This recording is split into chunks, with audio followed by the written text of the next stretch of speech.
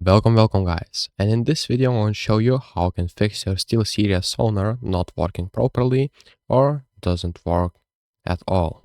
So what you'll need to do is basically go to your SteelSeries Sonar, as you can see. For now I'll turn off the streamer mode. Take a minute, and right here you will see this mixer panel.